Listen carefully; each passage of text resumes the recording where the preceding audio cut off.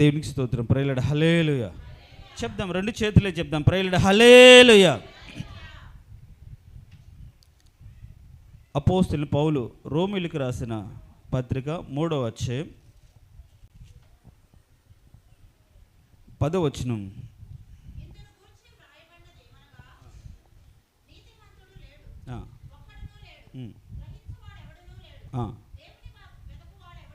పన్నెండవ వచనం కూడా, అందరును త్రోవ తప్పి ఏకముగా పనికి మాలిన వారైరి. చాలా దేవుడు ఈ వాక్యం ద్వారా మనతో మాట్లాడును గాక. Praise Lord. హల్లెలూయా. ఇప్పుడు నేను కూడా కాస్త త్వరగా ముగిస్తాను, ఎందుకంటే మాట్లాడుతుంటే నోరు పిచ్చగట్టుకుపోతుంది, వాయిస్ రావట్లేదు. సరే, ఏది ఏమైనా సరే మనం దేవుని పనిలో ఏ స్థితిలోనైనా ఎలాంటి పరిస్థితుల్లోనైనా నమ్మకంగా ఉండాలి. దేవునికి స్తోత్రం. హల్లెలూయా చెప్దాం. హల్లెలూయా. గత వారం విన్న వాక్యం ఎవరైనా గుర్తుందా? చెప్తారా ఎవరైనా? మన దుర్నీతి దేవుని నీతిని ప్రసిద్ధి చేస్తుంది అని అన్యాయంగా అక్రమంగా మనం బతుకుతూ దేవుని పని చేసిన దేవునికి ఉపయోగపడుతున్న భ్రమలో మనం ఉండకూడదు. దానికి శిక్ష ఉంటుంది అనే సత్యాన్ని గ్రహించి నీతిగా న్యాయంగా బ్రతకాలి. దేవునికి స్తోత్రం. హల్లెలూయా చెప్దాం. హల్లెలూయా.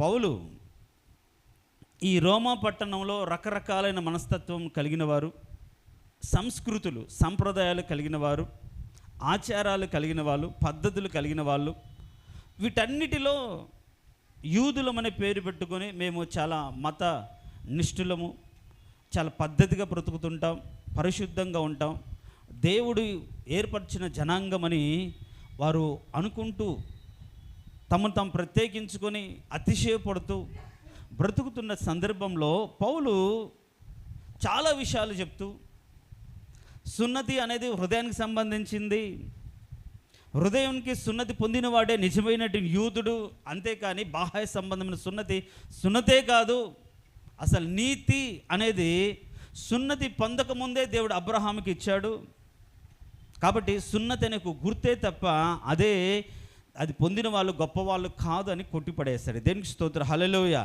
చెప్దాం. Praise Lord. హల్లెలూయా. దాని గురించి మీకు అంతకుముందు ఒక మాట చెప్పే కానీ దాని గురించి ఎక్కువ చెప్పలేదు, ఎందుకంటే అది అంటే థియలాజికల్ లెవెల్లో వెళ్తుంది, దానికి అది మనకు అనవసరం. దేనికి స్తోత్రం. హల్లెలూయా. ఎందుకంటే విపరీతమైన తర్కములు, భేదాలు పుట్టిస్తాయి.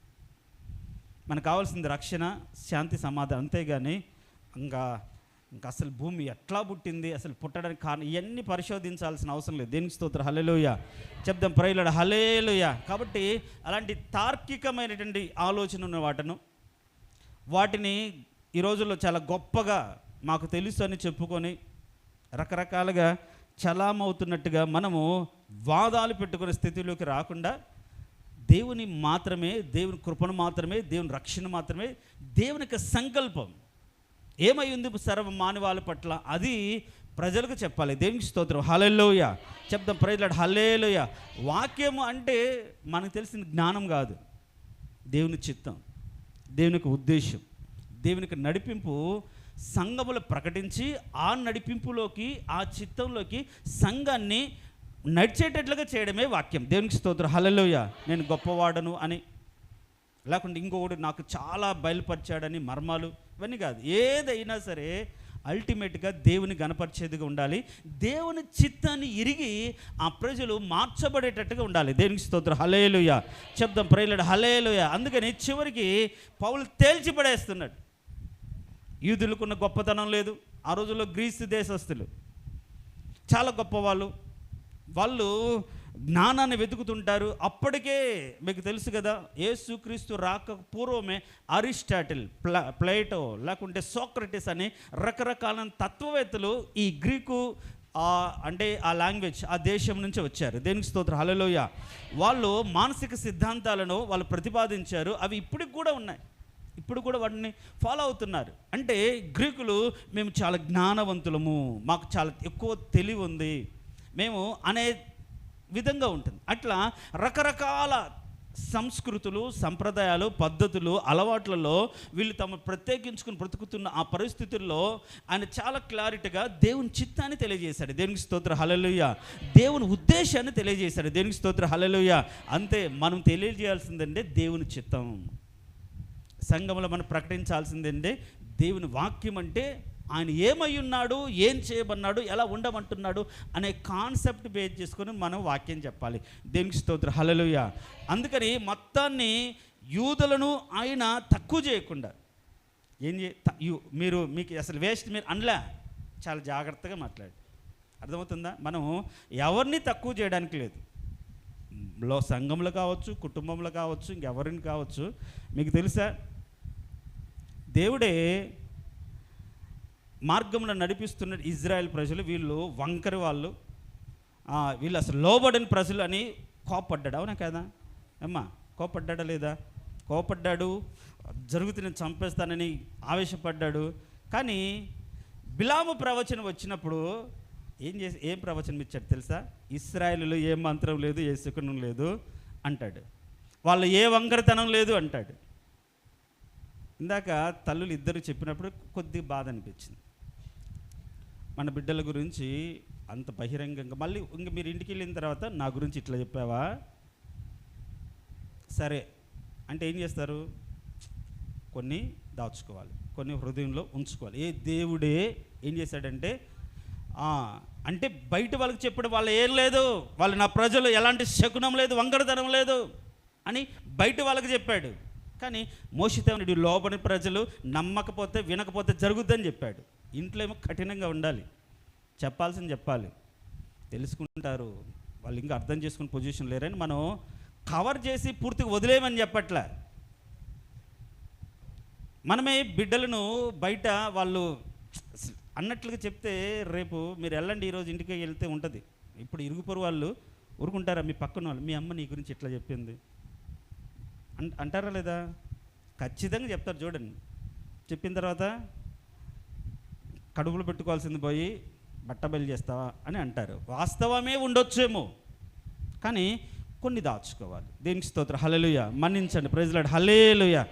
కానీ తప్పిదాలు దాచిపెడతారు, చేసినవి దాచిపెడతారు చాలామంది. కానీ మనం ఏవి దాచుకోవాలో, ఏవి బయటకు చెప్పాలో, ఏవి బహిరంగ చెప్పాలో దేవుడు అట్టి జ్ఞానం ప్రతి ఒక్కరికి దయచేయును గాక. ప్రైజ్ లార్డ్ హల్లెలూయా. అలా ప్రతి విషయంలో ఇప్పుడు యూదులను ఆయన కనపరుస్తూ, యూదులకు ఏం తక్కువ అంటాడు పై వచనంలో మనం చదివితే. ఇప్పుడు అంతకుముందు ఏమో కొట్టేస్తూ అసలు యూదుడే కాదు, బాహ్యంగా సున్నతి పొందినవాడు యూదుడే కాదు అంటూ మొదటి వచనంలో ఏమంటాడు? అట్లయితే యూదుని కలిగిన గొప్పదనం ఏంటి అంటే వాళ్ళని కొట్టేద్దామా, వాళ్ళని అసలు వాళ్ళు పలికిన వాళ్ళు అంటామా? అట్లా అనకూడదు అంటూ మళ్ళీ వాళ్ళని కవర్ చేస్తూ ఏమంటున్నాడంటే, సున్నతి వలన ప్రయోజనమేమి అని వాళ్ళను దెప్పిపొడుస్తున్నట్టుగానే ఇప్పుడు ఏమంటాడంటే, ప్రతి విషయమందును అధికమే. దేనికి స్తోత్రం హల్లెలూయా. వాక్యం రెండంచెల ఖడ్గం. మీరు కూడా బోధకుడు అటు చెప్తున్నా ఇటు చెప్తున్నాడు అనుకోమాకండి. పరిస్థితిని బట్టి అర్థం చేసుకోగలగాలి. ఇప్పుడు అసలు సున్నతి వల్ల ఏం ప్రయోజనం అని ప్రశ్నించిన వాడే ఏమంటున్నాడు? యూదులకున్న ఆధిక్యత అన్నిట్లో అధికమే అంటాడు.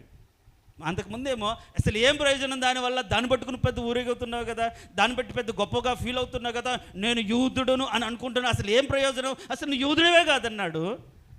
ఇప్పుడు ఏమంటున్నాడు? అన్నిట్లో వాళ్ళకి ఆధిక్యతనే ఉంది అంటున్నాడు. అంటే చాలామంది అనుసరించకపోయినంత మాత్రాన దేవుడు వాళ్ళకి ఆధిక్యత ఇవ్వలేదా? చెప్తాం ప్రైజ్ లార్డ్ హల్లెలూయా. అవునా కదా? ఎవరో అంటే కొంతమంది అవిధేయులుగా ఉన్న దానిని బట్టి, కొంతమంది ఎదురు తిరిగిన దాన్ని బట్టి దేవుడు వారి పక్షాన లేకుండా పోయాడా? దేవుడు వాళ్ళకి ఇవ్వకుండా పోయాడా? లేదు కదా. అందుకనే అన్నిట్లోనే అధికమంటూ అతి శ్రేష్టమైన సంగతి ఏం చెప్తాడంటే, దేవోక్తులు యూదుల పరము చేయబడెను. అంటే దేవుని చిత్తము, దేవునికి ఉద్దేశము, దేవుని యొక్క సత్యము, దేవుని యొక్క మార్గం ఎవరికి ఇచ్చాడు? యూదులకే ఇచ్చాడని వాళ్ళు మళ్ళీ ఏం చేస్తున్నాడు? దేనికి స్తోత్రం. అందుకని కొన్నిసార్లు అంటాడు, నేను అవివేకంగా మాట్లాడుతుని కాస్త అర్థం చేసుకుని అంటాడు. నేను తెలివి తక్కువ మాట్లాడుతుని కాస్త అర్థం చేసుకుని అంటాడు. చూడండి, అంటే ఆ లౌక్యం ఉండాలి. అది నాకు కూడా పెద్ద ఏం లేదు, దేనికి స్తోత్రం, హల్లెలూయా. అలా ఉంటే అట్లా కాదక్క తర్వాత మీరు చెప్పాలి, ఇట్లా చెప్పకూడదని చెప్పేవాడిని కదా, ఇప్పుడే చెప్పాను కదా, క్షమించండి. ప్రైజ్ లార్డ్, హల్లెలూయా చెప్దాం, హల్లెలూయా. సో యూదులు వాళ్ళ యొక్క స్థితిగతి, వాళ్ళ ప్రవర్తన సరిగా లేదు, వాళ్ళు వెళ్తున్న త్రోవ సరిగా లేదు, వాళ్ళు ఆచరిస్తున్న విధానం సరిగా లేదు అని వారిని ఖండిస్తూనే, కానీ మీరు దేవుని చేత ఏర్పరచబడిన వారు, అందుకని దేవుడు తన చిత్తాన్ని, తన ఉద్దేశాన్ని, తన వాక్కును, తన యొక్క మార్గాన్ని మీకు బయలుపరిచాడు అని వాళ్ళని హెచ్చిస్తూ, తర్వాత మళ్ళీ అంటాడు కింది వచనానికి వస్తే ఇంకొక మాట చూడండి. కింది వచనంలో 9వ వచనం చదువుతాం. అలాగైతే ఏమందాము, మేము వారికంటే శ్రేష్ఠులమా తక్కువ మారమా? అంటే ఇప్పుడు ఎవరు ఎక్కువ ఎవరు తక్కువ అన్నట్లు కాదు. అంటే యూదులు తక్కువ వారు కాబట్టి మేము గొప్ప వాళ్ళమని కాదు, అంత మాత్రం వాళ్ళు తక్కువ వాళ్ళని కాదు. చూడండి ఎన్ని రకాలైన తర్కాలు, ఎన్ని రకాలైన ఆలోచనలు, ఎన్ని రకాలుగా పౌలు వారిని సముదాయిస్తూ, బుజ్జగిస్తూ, తర్వాత హెచ్చరిస్తూ, గద్దిస్తూ వాక్యాన్ని చెప్తున్నాడు. దేనికి స్తోత్రం, హల్లెలూయా చెప్దాం. ప్రైజ్ లార్డ్, హల్లెలూయా. ఇప్పుడు ప్రతిసారి గద్దిస్తున్నాం అనుకోండి, రోజు తిడితే ఉన్నాను మీ పిల్లలను, ఏం చేస్తారు 2 రోజుల తర్వాత ఏమి ఇంతలే అని ఏం చేస్తుంది, ఇంకా పట్టించుకోవడం మానేస్తారు, రెస్పాండ్ అవ్వడం మానేస్తారు. ఎప్పుడు అవసరమో, ఎక్కడ అవసరమో అప్పుడే మనము అది చేయాలి. మ్యాక్సిమం మనం ప్రేమే చూపించాలి, ప్రేమతోనే చెప్పుకోవాలి. ఆ మాటలు వాళ్ళ జీవితాల్లో దారి తప్పినప్పుడు నా తల్లి, నా తండ్రి ఇంతగా ఎన్ని మాటలు చెప్పారే, ఇంతగా ప్రయాసపడ్డారే, ఆ రోజు చేసింటే బాగుండు అనేది ఒక రియలైజేషన్, ఒక పశ్చాత్తాపం ఆ రోజు కలుగుతుంది. దేవునికి స్తోత్రం, హల్లెలూయా. చూడండి, ప్రైజ్ ది లార్డ్, హల్లెలూయా అని చెప్తూ ఏమంటాడు, ఎంత మాత్రం కాదు యూదులేమి గ్రీసు దేశస్థులు అందరూ పాపములకు లోనై ఉన్నారని ఇంతకుముందు దోషారోపణ చేసి ఉన్నాము అంటున్నాడు. మళ్ళీ అంటాడు, ఏమంటున్నాడు, అందరూ పాపం చేసిన వాళ్ళే అని చెప్తూ, ఇప్పుడు అసలు పాయింట్లోకి, ఇది నా మాట కాదు, నేను ఏదో మీరు కరెక్ట్గా లేరు అంటున్నారు అనుకుంటున్నారేమో, ఇది దేవుని మాట అంటూ ఇందును గూర్చి రాయబడినదేమనగా అని వాక్యాన్ని చూపిస్తున్నాడు. మనము ఏదైనా ఒక విషయాన్ని చెప్పేటప్పుడు ఎదుటి వారికి సొంత మాటలు ఎక్కువ చెప్పకుండా ప్రతి మాటకు ఒక వాక్యాన్ని ఆధారం చేసుకుని మాట్లాడాలి. దేనికి స్తోత్రం, హల్లెలూయా. మన మాటలు ఎవరు వింటారండి, ఎవరండి? వాక్యం ఇదిగో ఇక్కడ ఇట్లా ఉందంటే అవునా అని ఆలోచనలో పడతారేమో, డైలమాలో పడతారేమో. అన్నీ సొంత మాటలే చెప్పామనుకోండి, వినరు. అందుకనే మొన్న సోలమన్ రాజు పాస్టర్ గారు వాక్యం చెప్తుంటే నాకు అనిపించింది, ప్రతి మాటకు ఒక వాక్యం చెప్పారు లేదా, మీకు అర్థమైందో కాలేదు, కనీసం ఒక 30-40 రెఫరెన్స్లు ప్రతి దానికి. అంటే ఏంటి, ప్రతి దానికి తను ఆ వాక్యం ద్వారా తన హృదయాన్ని సిద్ధపరచుకున్నాడు. కాబట్టి ఏ పరిస్థితుల్లోనైనా ఏం మాట్లాడాల్సి వచ్చినా, ఏ విధంగా ఉండాల్సి వచ్చినా, ఏమి చేయాల్సి వచ్చినా, ఒకవేళ ఆ సబ్జెక్ట్ పరంగా ఎన్ని రకాలుగా ఆలోచించినా ప్రతి దానికి ఒక వాక్య ఆధారం ఉంది అన్నట్టుగా దేవుడు బయలుపరిచాడు. దేనికి స్తోత్రం, హల్లెలూయా చెప్దాం. ప్రైజ్ లార్డ్, హల్లెలూయా. కాబట్టి మనం హెచ్చరించేటప్పుడు, బుద్ధి చెప్పేటప్పుడు ఎప్పుడైనా సరే మన సొంత మాటలు కాకుండా ఏం చేయాలి, వాక్యాన్ని వాళ్ళకు చూపిస్తూ కొన్ని మాటలు చెప్పాలి. అప్పుడు వాళ్ళలో కాస్త ఆలోచన విధానం మారుతుంది. నిజమే కదా, మా నాన్న చెప్పాడని కదా, బైబిల్లో కూడా ఇలా ఉంది, వాక్యం కూడా ఇలా చెప్తుంది, అందుకే నా జీవితం ఇట్లా అయింది. ఎందుకంటే మనకంటే దేవుడు అధికంగా కార్యం చేసే దేవుడు, కానీ ఆ కార్యం మన ద్వారానే జరిగించే దేవుడు. అర్థమవుతుందా? మనకంటే కార్యం చేసే దేవుడు, కానీ ఆ కార్యం చేయడానికి ఆయన మనుషుల్లో వాడుకుంటాడు, ఏదో ఒక విధంగా మనల్నే వాడుకుంటాడు. కాబట్టి మనం వాడేటప్పుడు మన సొంత ఆలోచన, సొంత అభిప్రాయం కాకుండా వాక్యపులో నుండి మనము కొన్ని అభిప్రాయాలు, కొన్ని ఆలోచనలు, దేవుని చిత్తాన్ని తెలుసుకుంటే ఎదుటి వారికి చెప్పేటప్పుడు మన సొంత మాటలు కాకుండా వాక్యాన్ని మనం ప్రకటించగలుగుతాం. దేనికి స్తోత్రం, హల్లెలూయా చెప్దాం. ప్రైజ్ లార్డ్, హల్లెలూయా. చూడండి, మీరు కరెక్ట్ కాదు అని నేను తేల్చేసి, ఇది నా మాట కాదు, ఈ విధంగా రాయబడి ఉంది అన్నాడు. దేనికి స్తోత్రం, హల్లెలూయా. ఇప్పుడు సాతానుతో యేసు ప్రభు మాట్లాడేటప్పుడు కూడా వాళ్ళిద్దరు సంపాదన కూడా ఇదేగా, అవునా కదా? అంటే సంపాదన అన్నానా, సంభాషణ కూడా ఇదే కదా. ఇలా రాయబడి ఉంది, అలా రాయబడి, అంటే ఒకదానికి ఒకరేంటి ఏమంటారు దాన్ని, కౌంటర్ వేసుకుంటారు. ఈ రాళ్ళను రొట్టెగా మార్చుకో అంటే ఆయన అంటాడు, మనుషుడు రొట్టె వలన కాదు దేవుని నోట నుండి వచ్చే మాట వలన బ్రతుకుతాడని రాయబడి ఉంది అంటాడు. ఆహా అట్లానా అని, ఇదిగో ఆయన ఇంకా రెండవ సందర్భం ఏమంటాడు మొత్తం చూసి ఒక మాట చూద్దాం, చూడండి అది కరెక్ట్. మత్తయి సువార్తలోకి వెళ్దాం, అక్కడ ఆ వివరణ చాలా క్లారిటీగా ఉంది.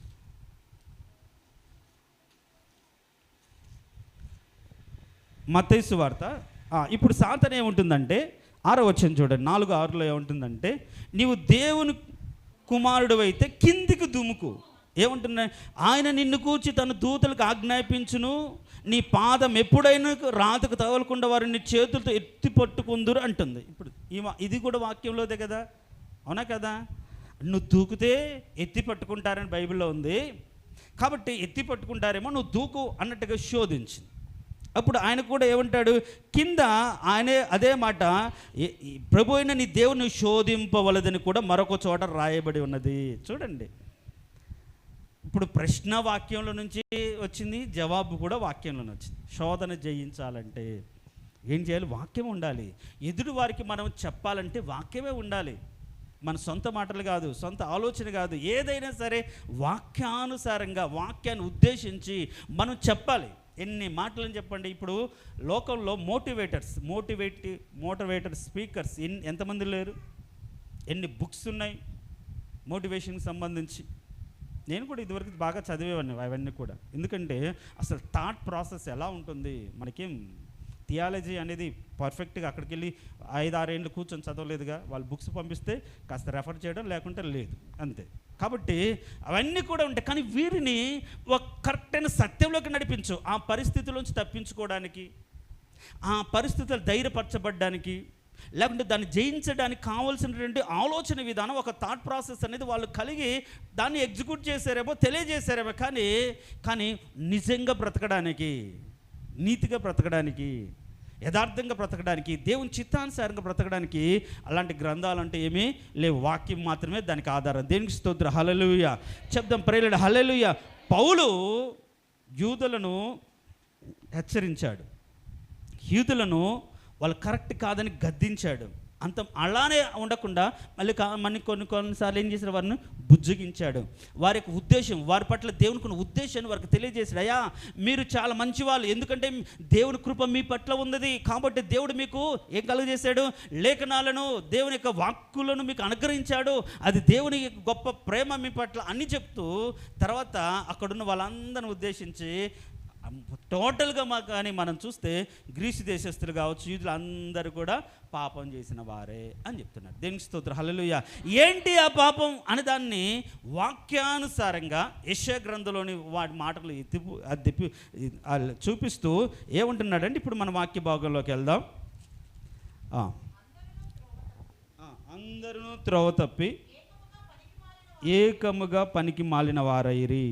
చాలు, నీతిమంతుడు లేడు, ఒక్కడు లేడు అని చెప్తూ అందరిని త్రోవ తప్పి అని అందరిని ఉద్దేశిస్తూ, నీతిమంతుడనే వాడు ఒక్కడు లేడు, దాన్ని గ్రహించగలిగిన వాడు ఒక్కడు లేడు, దేవుని ఉద్దేశానుసారంగా దేవుడు కోరుకున్నట్లుగా వెతికేవాడు ఒక్కడు లేడు. కారణం ఏంటంటే ఎవడికి వాడు త్రోవ తప్పిపోయాడు అంటున్నాడు. ఎవడికి వాడు త్రోవ తప్పిపోయాడు. సో ఇప్పుడు త్రోవ అనే పదాన్ని మనం చూస్తే బైబిల్లో రకరకాలుగా రాయబడి ఉంది. కొన్నిసార్లు దారి అని, మార్గం అని, త్రోవ అని ఇట్లా ఉంది. ఇవన్నిటిని కానీ మనం గమనిస్తే ఈ పూట కొన్ని మాటలే చెప్తాను. తర్వాత దీని గురించి చాలా విస్తారమైన ఆలోచనలు దేవుడు నాకు ఇచ్చాడు.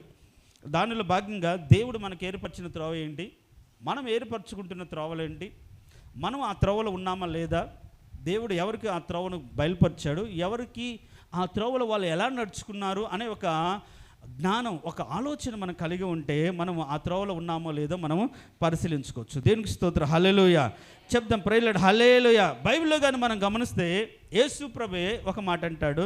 7వ అధ్యాయం మత్తయి సువార్త 7వ అధ్యాయం 14వ వచనం, 13-14 చదువు.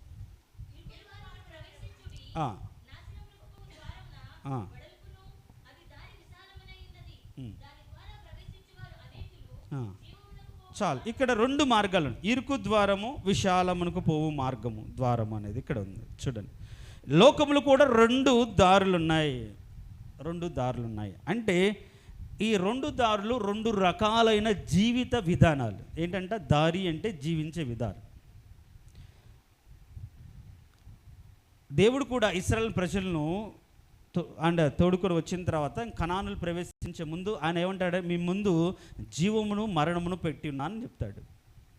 అంటే మీరు ప్రవర్తించే దాన్ని బట్టి జీవము, మీరు ప్రవర్తించే దాని మరణము కలుగుతుందని చెప్పాడు. సో ఇప్పుడు మనం గుర్తుపెట్టుకోవాల్సిన పాయింట్ ఏంటంటే, మార్గము అన్న చోట, త్రోవ అన్న చోట, అది దారి అన్న చోట ఏదైనా సరే, ఇప్పుడు మన జనరల్గా మీరు పదాలు వాడుతుంటే వాడు దారి తప్పిపోయాడు అంటారు. ఏంటి అంటే దారి తప్పి ఇంటికి రాకుండా ఎక్కడికి పోయాడా? ఖమ్మం రాల్సిన వాడు మార్కాపురం పోయాడా? ఎందుకని ఆ పదం వాడే దారి తప్పిపోయాడని? అంటే మనం కలిగిన ఒక ఆలోచన విధానం, ఒక నీతి మార్గం లేకుండా ఒక సత్య మార్గం ఏదైతే మనం అనుసరిస్తున్నామో ఆ మార్గంలో లేకుండా వాడు తప్పిపోయాడని అర్థం. అంటే అందుకనే మనం ఏం చెప్పుకుంటున్నాం, త్రోవ అంటే జీవిత విధానం అని అర్థం చేసుకోండి. దేవునికి స్తోత్రం, హల్లెలూయా. త్రోవ అంటే ఏంటి? జీవిత విధానం. సో ఒక వ్యక్తి ఏ విధంగా జీవించాలో దేవుడు ఉద్దేశించాడు, దేవుడు నిర్దేశించాడు. ఉద్దేశం కలిగి ఉన్నాడు, దాన్ని నిర్దేశించాడు, దాన్ని తెలియజేశాడు కూడా. అందుకనే బైబిల్లో మోషేకు తన మార్గమును తెలియజేశాను బైబిల్లో ఉందా? అవునా కదా? అందుకని దావీదు కూడా, ప్రభువా నీ మార్గము నాకు తెలియజేయమని ప్రార్థన చేస్తాడు కదా. అంటే ఈ లోకంలో ప్రతి వాడు కూడా వాడు అంటే కొత్త త్రోవలు, కొత్త ఆలోచనల ద్వారా ఒక సొంత జీవిత విధానాన్ని ఏర్పరచుకున్నాడు, సొంత ఆలోచన విధానాన్ని ఏర్పరచుకున్నాడు. తను బ్రతకడానికి ఏదైతే సేఫ్, ఏదైతే క్షేమం, ఏదైతే బాగుంటుందో అనే స్వార్థంతో కూడిన ఆలోచన విధానాన్ని ఏర్పరచుకున్నాడు. కానీ దేవుడు ఒక మార్గాన్ని, అంటే ఒక జీవిత ప్రమాణాన్ని, ఒక జీవిత విధానాన్ని, బ్రతకడానికి కావాల్సినటువంటి ఆ ఉనికిని దేవుడు ఇచ్చాడు. అయితే మనుషుడు తప్పిపోయాడు. అందుకనే యేసు ప్రభు కూడా చెప్తున్నాడు, మీ ఎదుట రెండు మార్గాలు ఉన్నాయి, ఒకటి ఇరుకుది, ఒకటి విశాలంది అంటాడు. ఒకటి ఇరుకు అంటే కాస్త కష్టము, దాంట్లో ఉండడం కష్టం, దాంట్లో నడవడం కష్టం, దాంట్లో వెళ్ళడం కష్టం, దాన్ని అనుసరించడం కష్టం.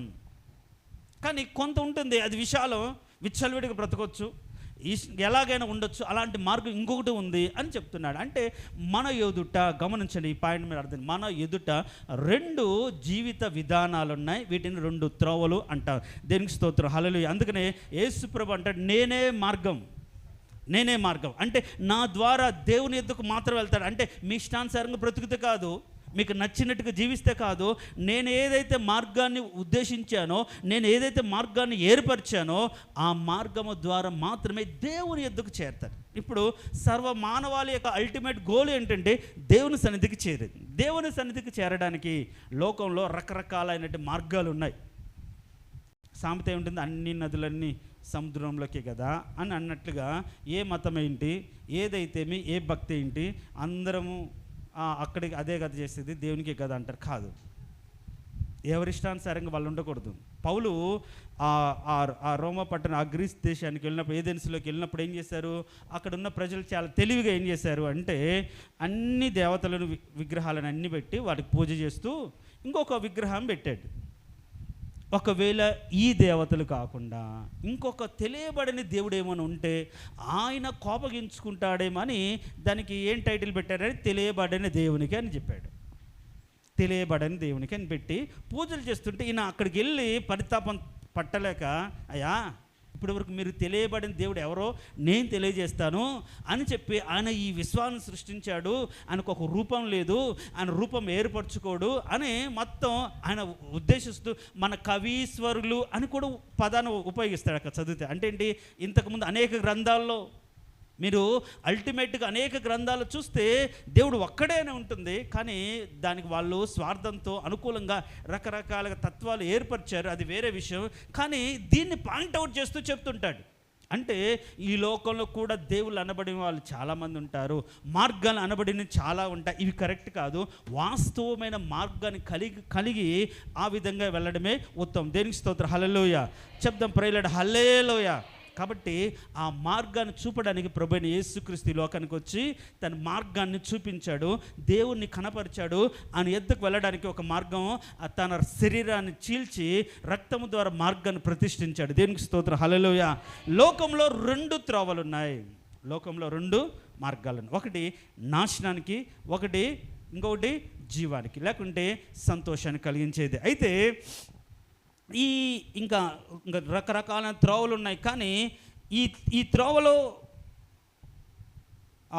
ఇప్పుడు చాలామంది ఎందుకు త్రోవ తప్పిపోయారు అనే మాట కానీ ఒకసారి ఆలోచన చేస్తే మీరు కానీ యెషయా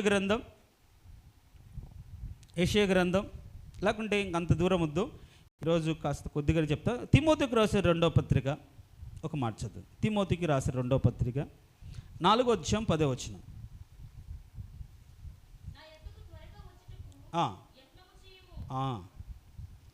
4:10 దేమ ఈ లోకమును చాలు, దేమ ఇహలోకమును స్నేహించి నన్ను విడిచి. ఇక్కడ దేమ అనే సౌలు ఎత్తో ఉన్న జతపనివాడు, సౌలుతో పని చేస్తున్నవాడు ఏం చేశాడు, దేవుని మార్గంలో కొంతకాలం నడిచి ప్రయాసపడి దేవుని ప్రకటించి ఇప్పుడు ఎవరిని స్నేహించాడు, లోకాన్ని స్నేహించాడు. లోక స్నేహం అంటే ఇప్పుడేంటి, ఇప్పుడు యేసు ప్రభు ఏర్పరిచిన మార్గం కాస్త కష్టంగా ఉంటుంది. ఈ లోకంలో నీతిగా ఉండాలి, యథార్థంగా ఉండాలి, అబద్ధం ఆడకూడదు, తప్పు చేయకూడదు, ఏదైనా సరే ఎలాంటి పరిస్థితులు కరెక్ట్గా ఉండాలని చాలా ఇబ్బంది. అవసరానికి ఒక అబద్ధం కూడా ఆడలేని భక్తి ఎట్లయ్యా, ఇబ్బంది కదా అనుకొని చాలామంది అబద్ధాన్ని ఆశ్రయిస్తుంటారు, లోకంలో బ్రతుకుతూ ఉంటారు. కానీ ఈయన దేమ అన్నీ వదిలిపెట్టుకు వచ్చిన తర్వాత నేను ఏం లేని వాడిగా ఉన్నానే అన్నట్లుగా ఉంటాడు. ఈ లోకంలో బైబిల్ ఏముంటుందంటే అన్న వస్త్రములు కలిగిన వారే మన తృప్తిగా ఉంటే చాలని. దేవుని స్తోత్రం, హల్లెలూయా చెప్తాం, ప్రైలూయా హల్లెలూయా. కానీ అంతకు మించి ఆశపడి, అంతకు మించి కోరుకొని, అంతకు మించి ఆరాటపడి లోక సంబంధంగా చూసి ఆ విధంగా ఉండాలని కోరుకొని దీనిలాగా ఏం చేస్తారంటే చాలామంది జీవితాలను నాశనం చేసుకుంటున్నారు. దేమ అంటే దేవుని మార్గంలో నడిపిస్తున్నప్పుడు, దేవుని చిత్తాన్ని తెలియజేసి మార్గంలో వెళ్తున్నప్పుడు త్రోవ తప్పిపోయాడు. కారణం ఏంటంటే లోకాన్ని స్నేహించాడు. ఈ రోజుల్లో చాలామంది దేవుడు కావాలి, లోకం కావాలి. లోతు ఉన్నాడు, లోతు అబ్రాహాముతో ఉన్నంతకాలం ఉండిన తర్వాత ఎక్కడికి వెళ్ళాడు, సొదొమకి వెళ్ళిపోయాడు, వేరైపోయాడు. ఎక్కడున్నాడు, సొదొమ ప్రజలు మంచి వాళ్ళ, మరి తిరిగి రావచ్చుగా. ఏమ్మా, సొదొమ ప్రజలు మంచి వాళ్ళ? లేదు, చాలా వ్యభిచారులు, పురుషులు అవాచ్యమైన కార్యాలు చేసే దుర్మార్గులు, దేవుని భయం లేనివారు. మనము ఒక పూట ఎక్కడికి వెళ్తే అలాంటి పరిస్థితి అబ్బా కంపరం పుట్టి ఒక్క నిమిషం కూడా అక్కడ ఉండకుండా ఎప్పుడప్పుడు మన ఇంటికి రావాలా అని అనుకుంటాం. కానీ లోతు అక్కడికి వెళ్ళిన తర్వాత వాళ్ళు మంచి వాళ్ళు కాదు అని తెలిసి చూసి ఎందుకున్నాడు, స్నేహం. అంటే లోకంలో ఉండడానికి ఇప్పుడు అక్కడికి వెళ్ళడానికి ఏం చేశారంటే ఆయనకు ఒక అధికారం ఇచ్చారు. అధికారం ఉంటే మన వాళ్ళు ఎలా ఉన్నా సరే అక్కడ ఉండిపోతారా, అలా ఉండిపోయారు. అంటే లోకమున్న స్నేహం అంటే ఏంటి, లోకంలో ఉన్నదంతా ఏంటి, నేత్రాశ, శరీరాశ, జీవపు డంబం. ఇప్పుడు ఈయన లోతు, ఇదిగో అబ్రహాం నిన్ను వదిలిపెట్టాను, నా జీవితం పాడైపోద్ది అనుకుంటావేమో, నువ్వు లేకపోతే నేను బతకలేను అనుకుంటావేమో. ఇప్పుడు నేను సొదొమలో ఒక అధికారిని అన్నట్టుగా బిల్డప్ ఇవ్వడానికి అక్కడికి వెళ్ళిపోయాడు. అలాంటి స్థితిలో ఉన్నాడు, దాంట్లో ఇరుక్కుపోయాడు. కానీ అబ్రహాం ప్రార్థన చేస్తే కానీ తప్పించుకోలేని స్థితిలోకి వచ్చాడు. అంటే లోక స్నేహం మనల్ని ఏం చేస్తుందంటే దేవుని మార్గం నుంచి తప్పించి వేస్తుంది. మా ఫ్రెండ్స్ అనవచ్చు, ఇరుగు పొరుగు వారు అనవచ్చు, కొలీగ్స్ అనవచ్చు, ఎవరైనా సరే ఒక లిమిట్ ఉండాలి, ఎంతలో ఉండాలో అంతలే ఉండాలి.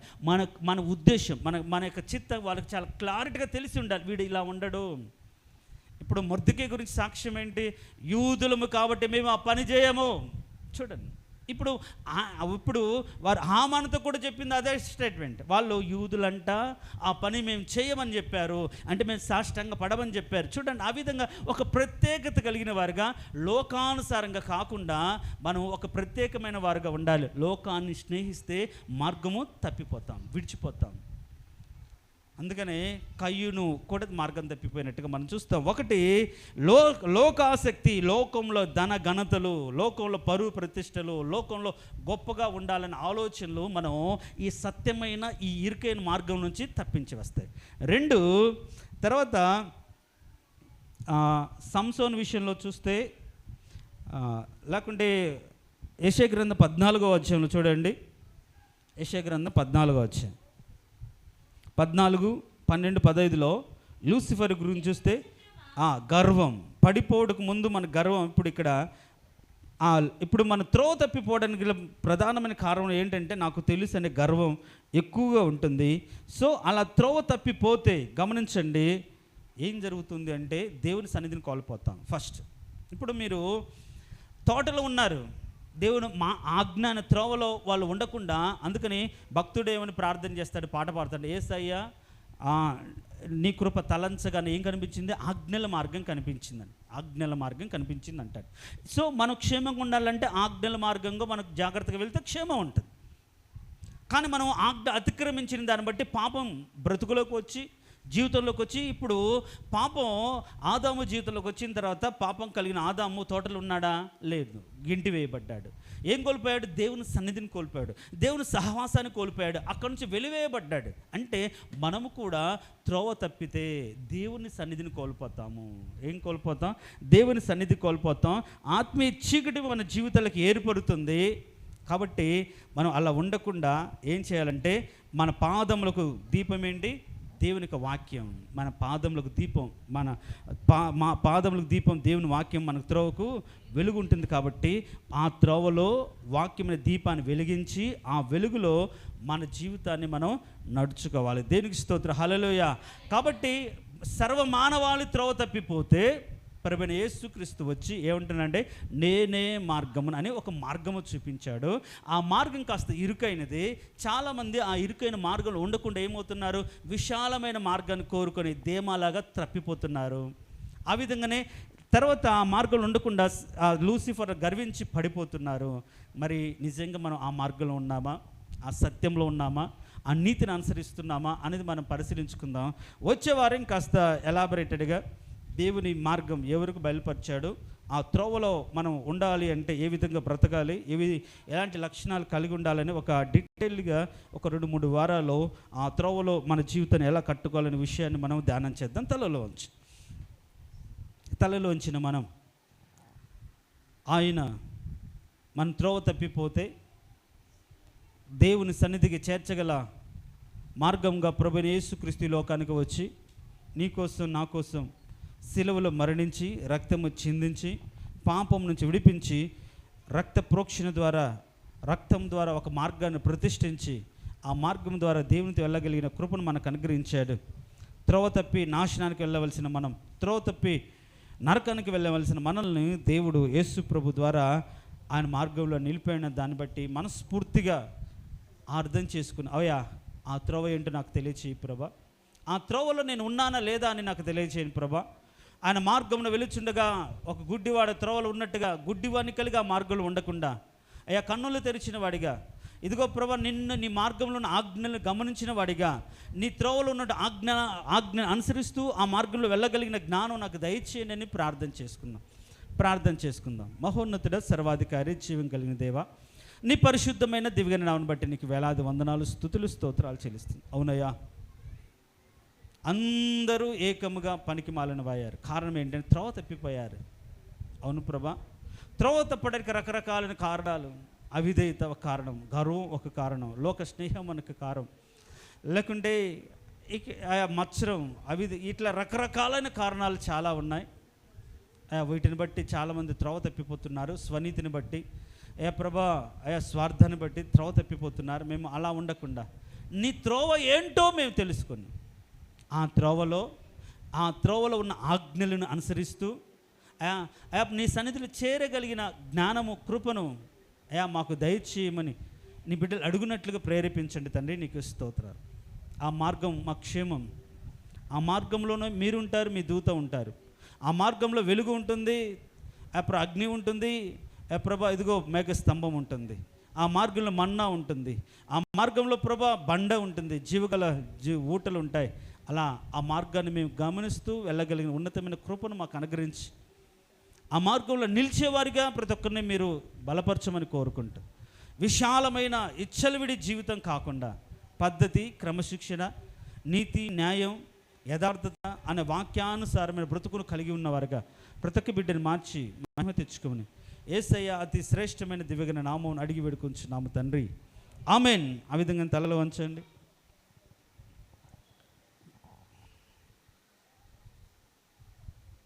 తలలో ఉంచిన మనం నిజంగా ఒకప్పుడు త్రో